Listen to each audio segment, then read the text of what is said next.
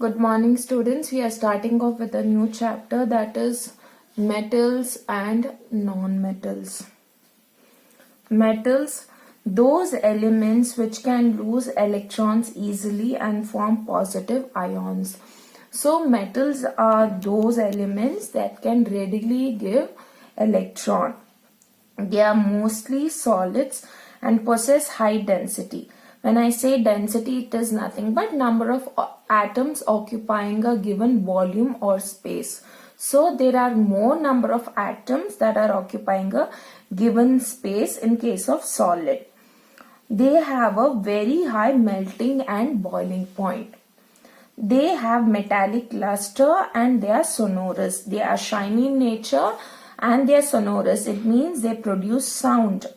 They are also good conductors of heat and electricity.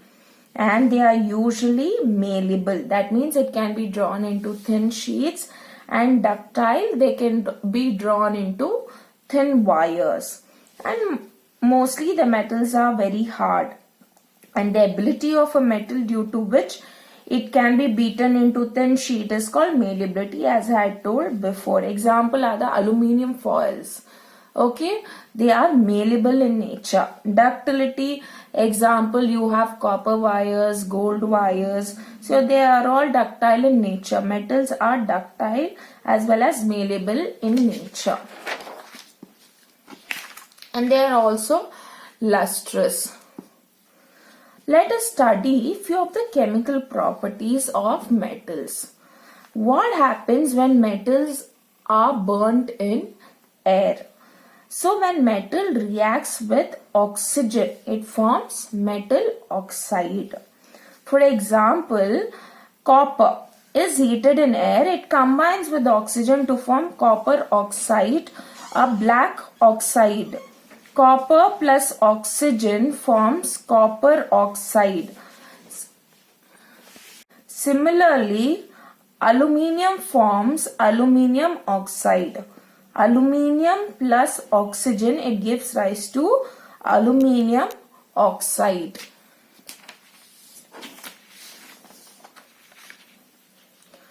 Metals do not react with oxygen at the same rate. So different metals react at different pace. It does not react in the same way.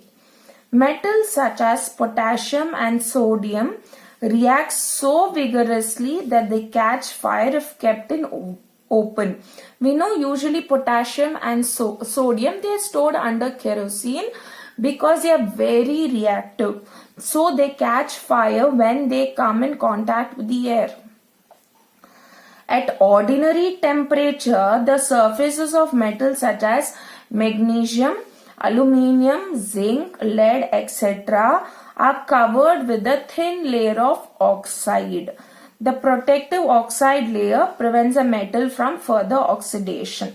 So, certain metals like magnesium, aluminium, zinc, lead, when they react with oxygen, they form a thin layer of oxide. This is at normal temperature.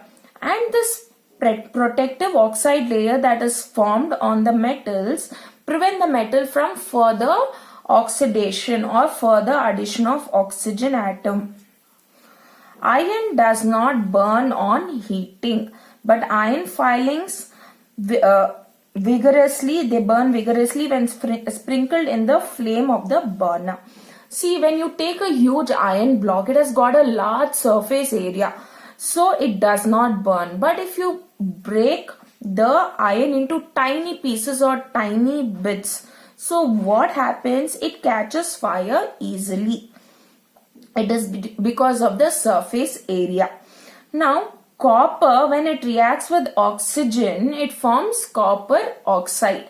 And this copper oxide layer prevents it. It does not burn because of copper oxide layer that is being formed. And silver and gold, these are noble metals and they do not react with oxygen even at a very high temperature. So in previous examples you saw that different metals reacted differently based on the temperature. Okay, few reacted at a very high temperature, few reacted immediately, and few required normal room temperature. So the reactivity of a metal with oxygen is different. It differs. And temperature also plays a role there. Metal oxides are basic in nature, but some metal oxides such as aluminium oxide, zinc oxide show both acidic as well as basic behavior. Usually it is basic in nature, metal oxides are. But sometimes certain metal oxides such as aluminium oxide, zinc oxide, they can react with both acid as well as base. So, such metal oxides are known as amphoteric oxides. It is a very important question. For 1 mark, what are amphoteric oxide? Such metal oxides which react with both acids as well as bases to produce salts and water are known as amphoteric oxide. Here example is aluminium oxide. When it reacts with HCl, HCl is an acid, it gives rise to aluminium chloride. Okay, this is a salt and water is being formed. Same thing over here.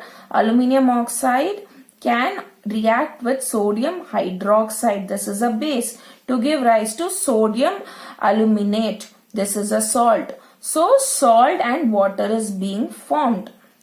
Most metal oxides are insoluble in water, but some of these dissolved in water to form alkalis.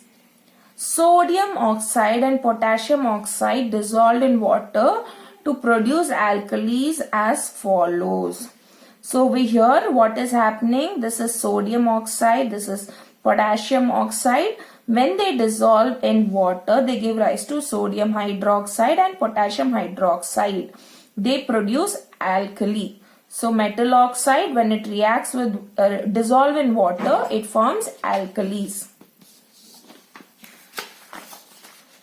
Next, moving on to what happens when metals react with water. Metal, when it reacts with water, it forms metal oxide and hydrogen gas is being released. Now, this metal oxide, when it reacts with water, it gives rise to metal hydroxide. Please remember this general equation. Metals like potassium and sodium react violently with cold water.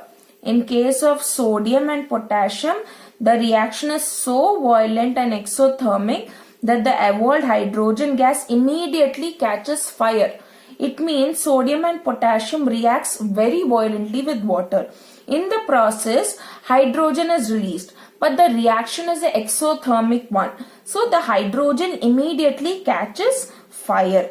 So here potassium, when it reacts with water, it forms potassium hydroxide. It is aqueous and hydrogen gas is released. It catches fire and heat energy is being liberated because it's an exothermic reaction. Sodium, when it reacts with water, it forms sodium hydroxide and hydrogen gas is being released and lot of heat energy is released. The reaction of calcium with water is less violent. The heat evolved is not sufficient for the hydrogen to catch fire. So over here what happens when calcium reacts with water? It forms calcium hydroxide. And hydrogen over here, it just floats. Since the hydrogen gas is light, it floats. So over here it does not catch fire because the reaction is less violent and the heat that is generated because of the reaction is not sufficient for the hydrogen to catch fire.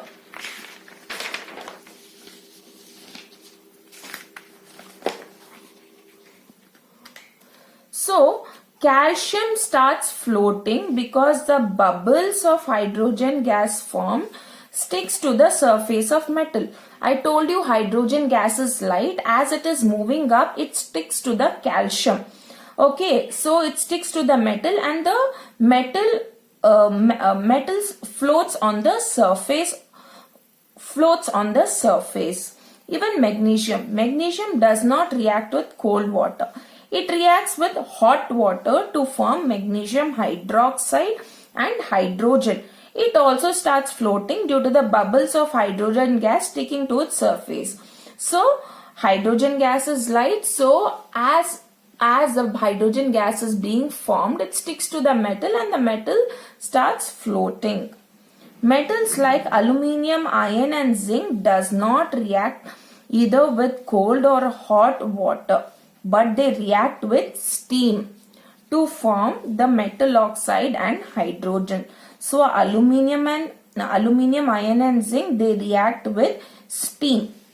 So aluminium, when it reacts with water, it forms aluminium oxide and hydrogen gas is being given. When iron reacts with water, it forms Fe3O4 and hydrogen gas is being liberated.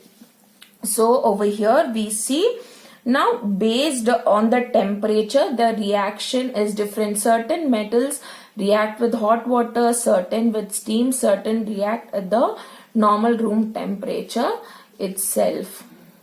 So in this class we have learned about the reaction of metal with oxygen and metal with water.